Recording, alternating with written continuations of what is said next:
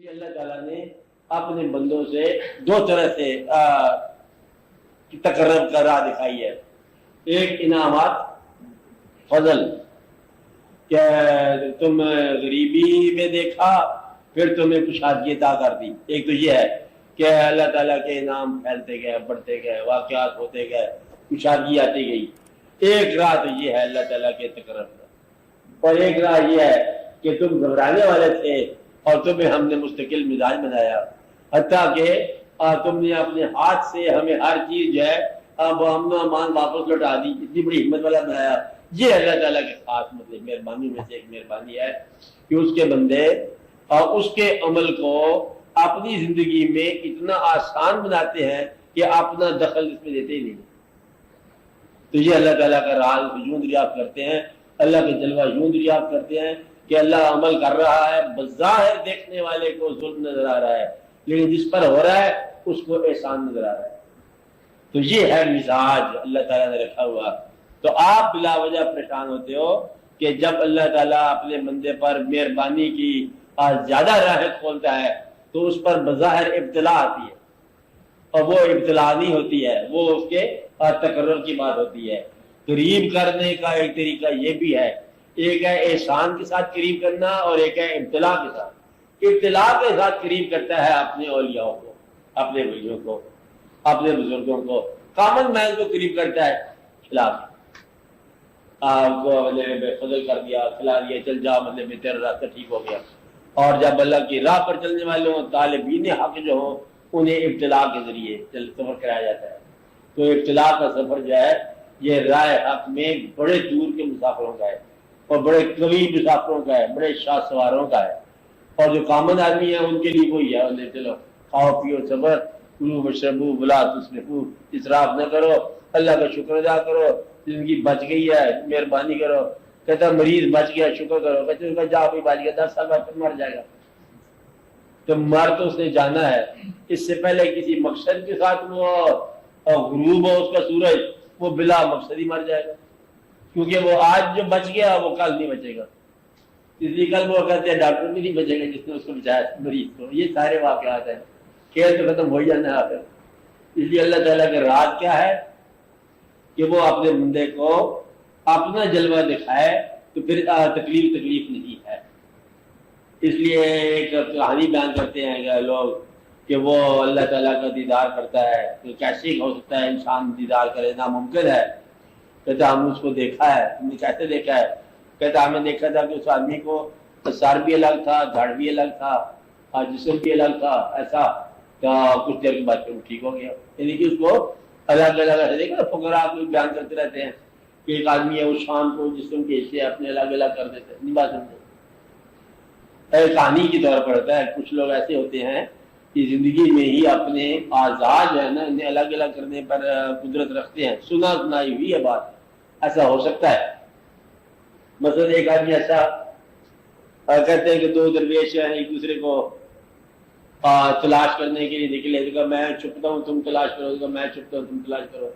ایک چھپ گیا, وہ کہیں دور جا کے مطلب بیچ میں جا کے چھپا, اسے ڈھونڈ لایا, میں چھپتا ہوں تم تلاش کرو. چھپ گیا, نہیں ملا. بڑا آواز دی کہ آواز میں ہار گیا.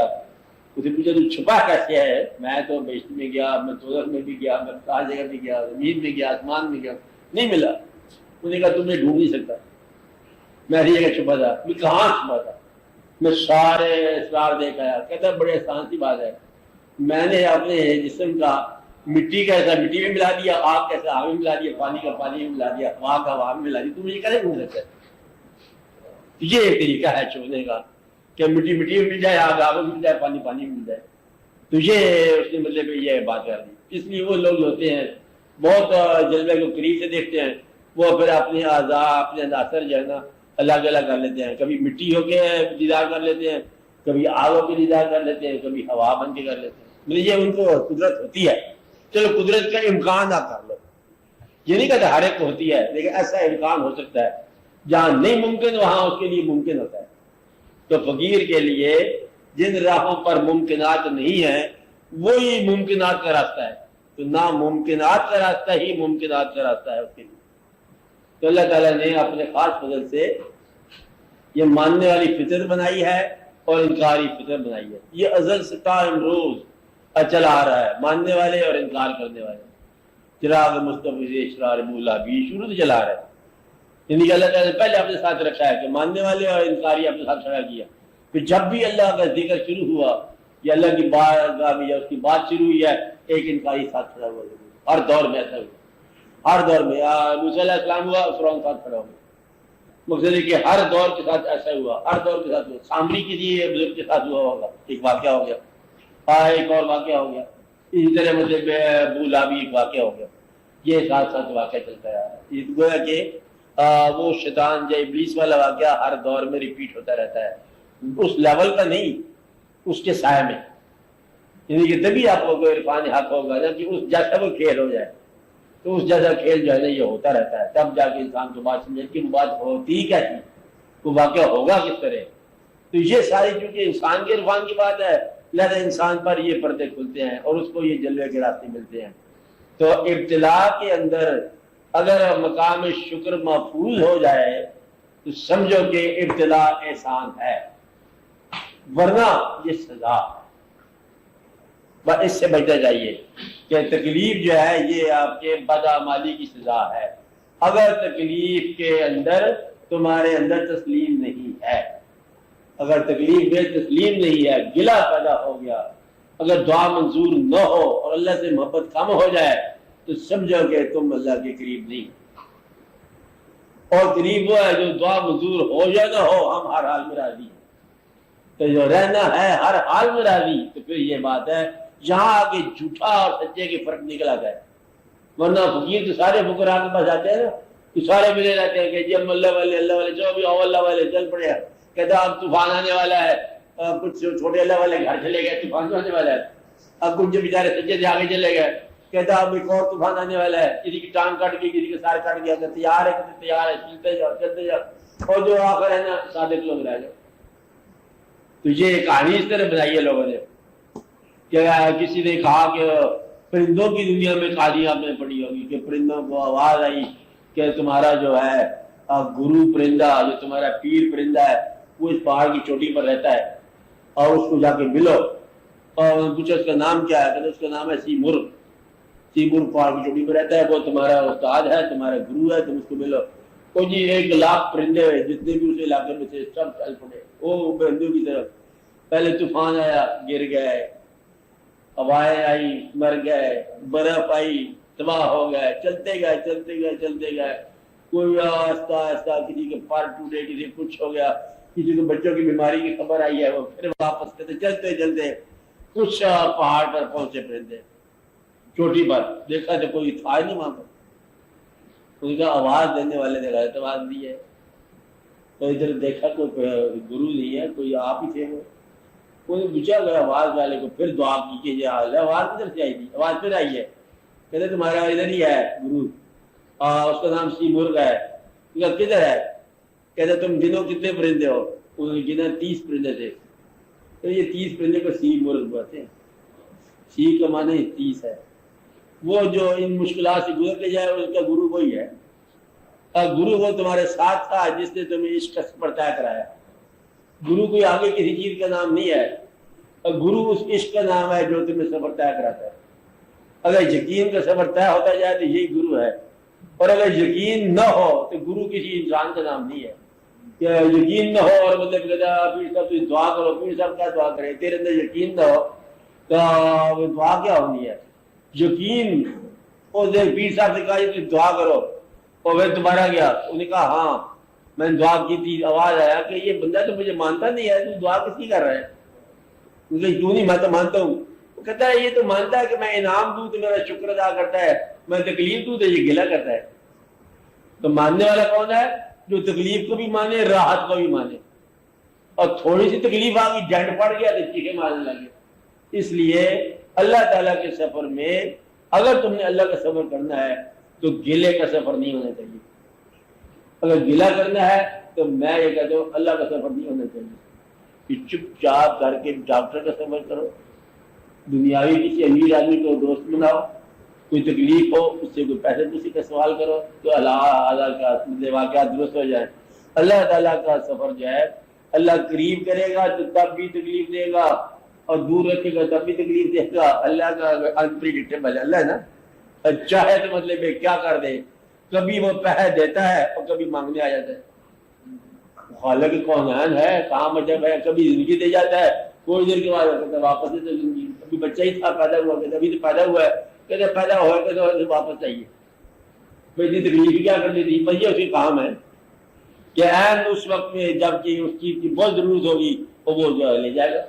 جب سورج کی بہت روشنی کی ضرورت ہے وہ کہتے ہیں چھپنے کا وقت آ گیا، اب اس کی مرضی ہے کہ زندگی جو ہے کچھ ایسے لوگ ہیں بچوں کو تکمیل نہیں دیکھتے، کچھ لوگ بچوں کی تکمیل دیکھتے ہیں کہ یا اللہ مولا دی شادی دیکھ لوں بچوں کی، تو مرضی ہے بچوں کی شادی دکھائے، مرضی ہے نہ دکھائے، اس کی مرضی پہ اس کو چھوڑ دو، کیونکہ اس نے اپنی مرضی کر کے رہنا ہے، اور تم اگر اپنی مرضی کو اس کی مرضی کے تابع کر لو تو پھر سفر بڑا آسان ہو جائے گا۔ اس لیے یہ بات قدرتی ہے کہ تسلیم اس نے سکھائی ہے، اور انکار بھی تخلیق کا حصہ ہے۔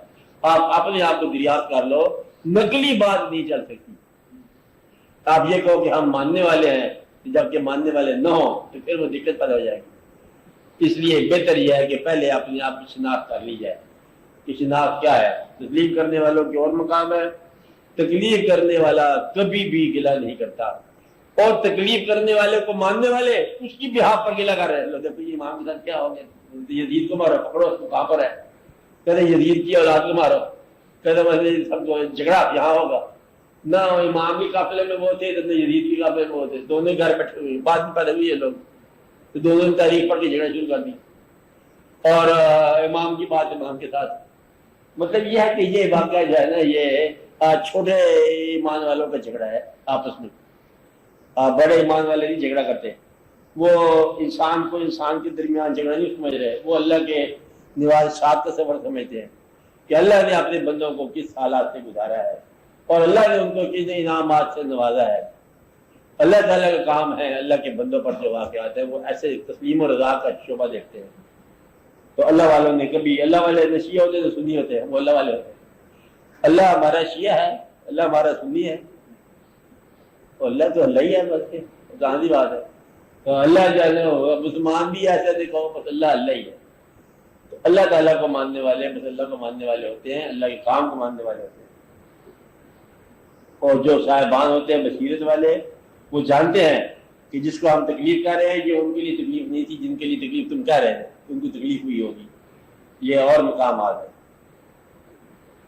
اللہ کی راہ میں جن لوگوں نے، اللہ کہہ رہا ہے کہ جن لوگوں نے میری راہ میں جان نثار کی ہے آپ انہیں مردہ نہ کہو، ہمیں کہہ رہا ہے مردہ نہ کہو، تو یہ نہیں کہا کہ آپ نے ہمارا ہی نہ، جن لوگوں نے آپ کی راہ میں جان دی ہے آپ انہیں جان نہ لو، جان اسے لینی ہے، اور کہتا ہے آپ سے کہتا ہے کہ آپ انہیں مردہ نہ کہو بل احیاء ولکن لا تشعرون، وہ زندہ ہے، خبر اللہ دے رہا ہے زندہ ہے، اور ہمیں یہ پتا ہے کہ اللہ نے ان سے جان لے لی ہے، اور اللہ کہتا ہے کہ جان نہیں لی ہے، یہ راز دریافت کرو کہ ہم یہ سمجھتے ہیں اللہ نے ان سے جان لے لی، ان کو تکلیف ہو گئی ہے، اور اللہ کہتا ہے کہ ان کی جان ہمارے نہیں لی ہے، یہ زندہ ہے۔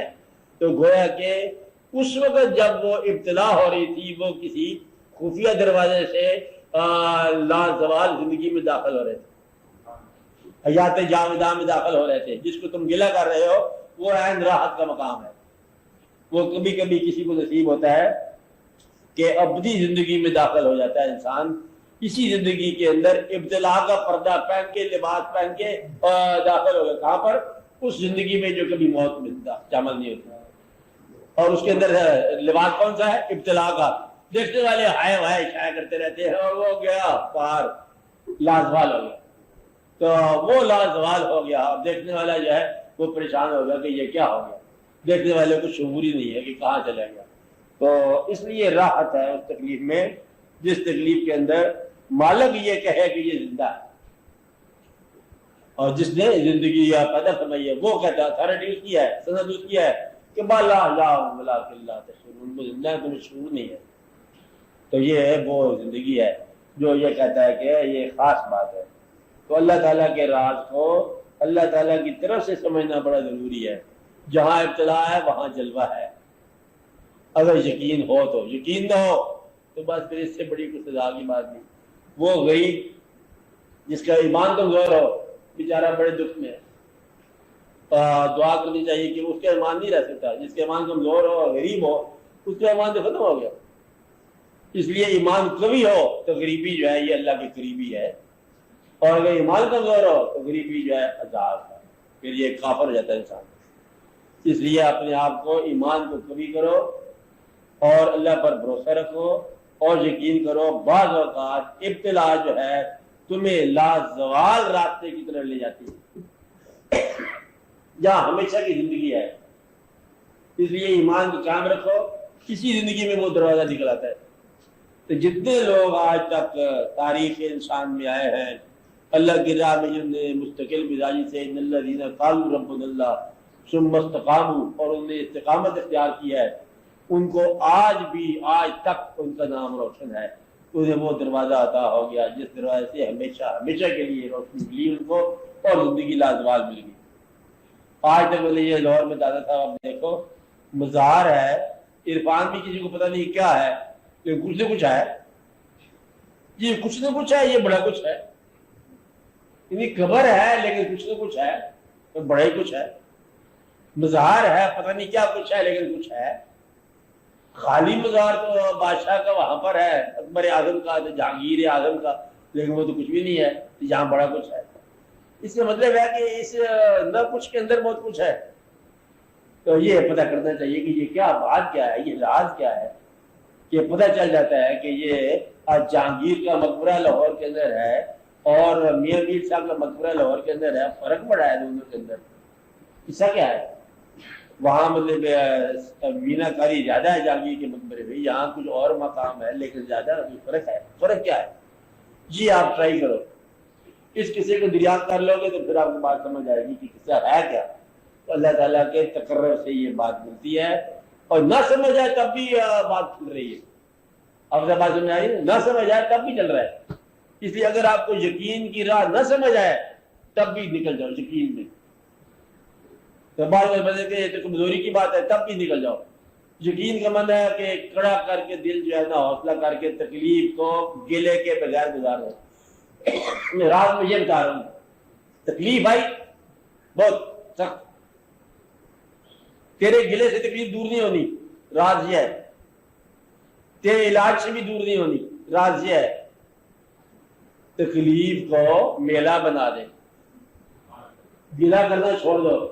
تو اس کی مرضی ہے یہی تو چلو یہی صحیح، اور تو یہ چاہتا ہے تو یہی صحیح، ٹھیک ہے. ایک آدمی کے پاس گئے لوگ، درویش کے پاس، سرکار دریا میں سیلاب آ رہا ہے، دریا میں کوئی دعا کر، سیلاب آ رہا ہے، شہر تباہ نہ ہو جائے. کہتا اچھا دعا کرتا ہوں. دریا کے کنارے گیا، اس نے کہا کوئی بیلچہ دو، بیلچہ لگے کنارے کو اور کاٹنے لگ گیا. تیری مرضی سیلاب ہے، میری مرضی بھی سیلاب ہی ہے. وہ دریا چلا گیا واپس. ایسے ایسے لوگ دیکھنے میں آئے ہیں کہ اس کی رضا پر کھڑے ہو کر انہوں نے دعا کا سبب پورا کرا دیا. ایک اور تھے بزرگ دلی میں، وہ ہمیشہ اپنے سر پہ دوپٹہ رکھتے تھے، جیسے کچھ لوگ ہوتے ہیں نا مطلب نسوانی کے لباس میں رہتے. انہیں مائی صاحب کہتے تھے وہ مردی سیلی بنے ہوئے، اور لوگ ان کے پاس کیا کہ جی آپ دعا کرو، بارش نہیں ہو رہی، مدت ہوگی. اس کے میرے ساتھ لڑائی ہے، اللہ کی جھگڑا ہے، یہ اتفاق مانتا نہیں آج کل. نہیں پھر بھی آپ دعا کرو. نہیں اس کے ساتھ میرا آج کا پہنچ چکا ہے. اگر اعتبار نہیں تو دیکھ لو، ہم دوپٹہ دھو کے دودھ میں خشک کرتے ہیں، اسے خشک نہیں ہوتے نا، وہ دوپٹہ دھو کے دودھ میں رکھا بارش ہوگی. تو میں کہتا ہوں اس کا میری لڑائی ہے، انہیں میرا کام نہیں کرنا کوئی بھی. ایسے ایسے لوگ جو ہے نا یہ راز و دیات کی باتیں ہوتی ہیں لوگوں کی. دنیا یقین والوں کے سارے چراغ ہیں اور بے یقینوں کا جھگڑا ہے. شیعہ بھی بے یقین ہے، سنی بھی بے یقین ہے، اور یقین والے وہی تھے جو یقین والے تھے. 6 لاکھ میں 72 تن تسلیم و رضا والے، وہ امی اللہ صاحب والے ہیں، امی اللہ فتح والے، وہ جو تھے وہ اور تھے. اور یہ جو ہے نا آپ بے یقینی کے جھگڑے. یقین پیدا ہو جائے تو ہر شے آپ کے سامنے کھلی موجود ہے. سارا ماضی جو ہے یقین کا ماضی آپ کا ماضی ہے. جیسے گلوریس اسلام، جب گلوریس بات کہتے ہیں یقین کی کہانی ہے. اور جہاں پر مطلب ڈپریشن والا اسلام ہے وہ بے یقینی والا اسلام ہے کہ جی پہلے سال ہی جنگ ہوگی. آپ اندازہ لگا اسلام میں دوسرے سال خلیفہ پہلا نمبر کیا ہوگا, چوتھا خلیفہ کیا ہوگا, تیسرے خلیفہ کیا ہوگا, کربلا کتنے سال کے بعد ہوگی, اس کے بعد اب بنو میاں کیا ہوگا, اس کے بعد وہ خلافت دوسری کیا ہوگی, یہ سارا سلسلہ کیا ہو گیا, اور پھر پاکستان میں اسلام کیا ہوگا, کیا چل چل رہا ہے. یقین کی کیا بات ہے کہ مٹتے مٹتے بھی اور ہوتا جا رہا ہے اسلام, یہ مٹتا بھی ہے, اس کی کوئی حفاظت کی جا رہی ہے, حفاظت کی جا رہی ہے, چلتے چلتے یہ ہے. اور آج تمہارے پاس آیا ہے, تم اسے سرخرو کرو, اپنے لوگ سے کرو, مطلب اپنا ایمان اور اپنا ہی شک. افسوس کی بات, ایمان اپنا, کیا تم نے مانا ہے اپنے ایمان کو؟ مانا ہے. شک کیا ہے؟ اپنے ایمان پر شک. اور چھوٹی چھوٹی ذاتیں ہیں اس پر بھروسہ بڑا, ہم شیخ ہیں, ہم برہمن ہیں, ہم یہ ہیں, ہم وہ ہیں, راجپوت بھی ہیں, وہ پتہ نہیں آپ ہیں کہ نہیں ہیں. راجپوت ہونے پر بڑا فخر ہے اور اسلام ہونے پر ندامت ہے. تم ہی ایمان میں کمزور ہو. ایمان میں نہیں کہتے ہم نے, ایمان میں کمزوری ہے. اپنے ایمان میں اپنی قوت پیدا کرو, اپنے اللہ پر آپ بھروسہ کرو اور اپنے ایمان کے اندر اور مومن ہو جاؤ. یا الذین آمنوا آمنو, اے ایمان والو ایمان لاؤ, اے ایمان والو ایمان لاؤ. ایمان تو لے آئے ہو, اب ایمان لاؤ, یعنی کہ اپنے ایمان پر اور ایمان. جب داخل ہو گیا تو پوری طرح داخل ہو جاؤ, یا پوری طرح باہر نکل جاؤ. باہر نکلنا تم افورڈ نہیں کر سکتے,